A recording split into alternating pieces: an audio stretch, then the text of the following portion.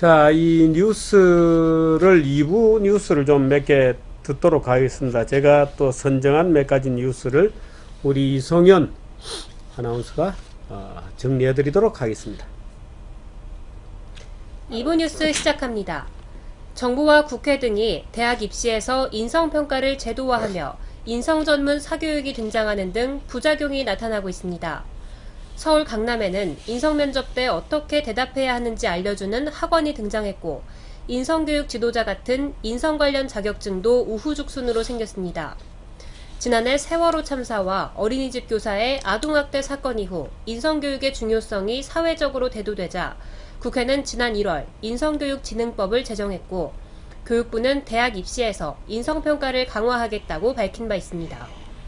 이 얘기는 제가 좀 추가 설명을 할게요. 인성교육 평가를 하겠다고 했다가 안 하겠다고는 했습니다. 근데 사실 지금 우리 국민들에게 필요하고 우리 젊은이들에게 필요한 것은 인성교육이 아닙니다. 많은 사람들이 인성교육을 시키면 문제가 해결될 거라고 생각하는데, 그것은 이 유교 사회에서나 하는 얘기입니다. 인성교육이 아니고요, 직업교육을 시켜야 됩니다. 직업교육을 시켜서 젊은 사람들이 그 직업을 열심히 해나가는 가운데 자기의 직업윤리를 깨닫게 되고, 그래야 세월호 같은 사건이 안 나죠. 인성교육 시험 치고 이래봤자 이거 안 됩니다. 시험은 답은 답안이 있는 거잖아요. 인성교육을 외워서 한다는 겁니까? 안 되죠.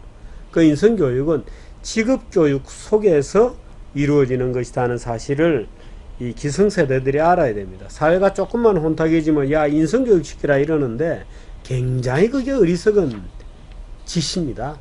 사실 이것 우리 기성세대들이 젊은이들 조금 요즘 젊은이들이 우리 때보다 훨씬 낫습니다.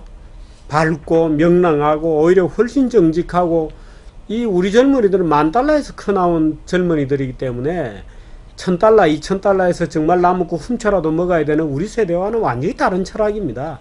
굉장히 투명하고 떳떳하고 공개적이고 이렇습니다. 그래서 인성교육이 문제가 아니고, 젊은이들이 뭔가 자기 직업을 가질 수 있게 직업교육 시키고, 그 직업교육 안에서 사람이 성숙해 나가는 윤리의식을 배우게 되고, 거기에서 타인에 대한 부단한 거래관계 속에 자기의 신뢰를 만들어가는 그런 도덕심의 함량이 직업 질서 속에서 생기는 것이지, 야, 공자할 맹자할이라고 매 외운다고 그거 생기지 않습니다. 공자 맹자 맨날 중용 도덕 가르치던 효해라고 가르치던 조선시대가 인성교육이 살아있던 시대입니까?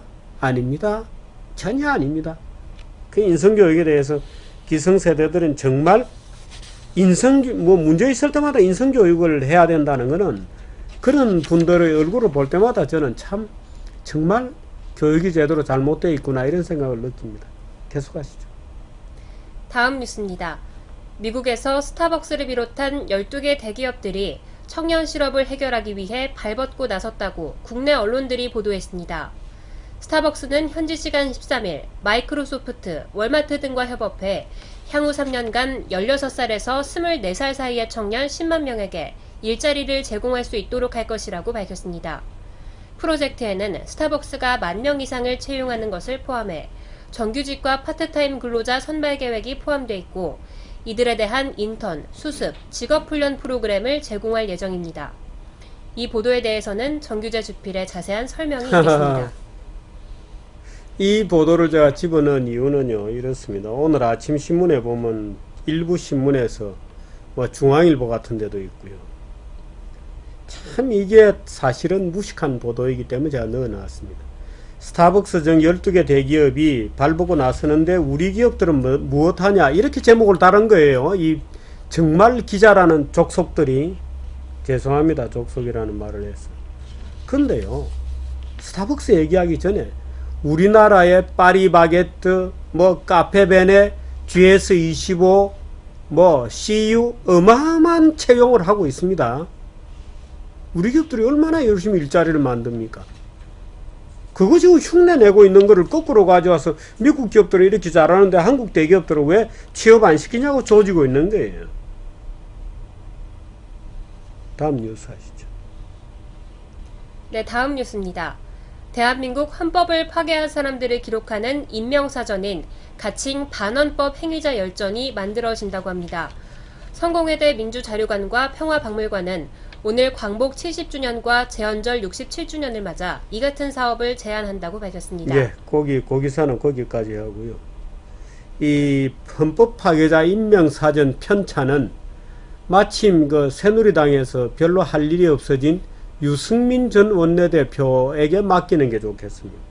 헌법 1조를 그렇게 지키겠다고 사수했으니까 헌법 파괴자 임명사전 명단은 유승민 전 새누리당 원내대표에게 맡겼으면 좋겠습니다. 예, 다음 뉴스입니다. 메르스 여파 등으로 경제활동이 위축되며 고용시장에 한파가 닥쳤습니다. 특히 기업들의 신규 고용이 위축되며 청년층 고용 상황이 악화됐는데 15세에서 29세 청년층 실업률은 지난달 10.2%를 기록하며 전월 대비 0.9%포인트 상승했습니다. 이는 6월 기준으로 1999년 6월 11.3%를 기록한 이후 16년 만에 가장 높은 수준입니다. 청년층 실업률은 매년 단계적으로 높아지고 있는데 이에 대한 특단의 대책이 요구됩니다. 네, 오늘 뉴스는 일단 여기까지 듣도록 하겠습니다. 이 청년 실업률이 우리나라는 청년 실업률이 사실 그렇게 높은 나라는 아닙니다. 청년들은 청년들대로 고통이 따르고 취업이 안 되면 정말 분노하게 되겠습니다만은 그래도 아직은 뭐 유럽 정도로 그런 높은 정도는 아닙니다. 요즘 일본이 청년 실업률이 아주 낮아져서 오히려 일자리가 남는다. 그러니까 오히려 뭐 거의 완전 실업에 지금 도달하고 있을 정도로 아베노믹스가 큰 효과를 내고 있습니다. 그런데 우리나라 같은 경우에는 지금 청년 일자리가 생길래야 생길 수 없는 환경이 되어 있습니다. 노조를 혁파하고 임금 피크제 빨리 도입하고 또 고용 유연성 빨리 도입하고 비정규직 과보 제도 빨리 폐지하고 해서 청년들에게도 일자리가 좀 돌아가고 또 골목 상권보, 동반 성장 논리 이런 거 경제민주화 이런 거 빨리 없어져야 됩니다. 빨리 제자리를 찾아서 없어져야 일자리가 생깁니다. 일자리는 누가 만드냐? 일자리는 기업이 만듭니다. 정부가 만드는 게 아닙니다. 일자리는 기업이 만듭니다. 정부는 방해하지 않고 기업의 경영할 자유를 좀 보장해 주는 것으로서 일자리를 만드는 장애물을 제거하는 것이죠. 예, 잠시 후에 오춘호 논술위원 만나겠습니다.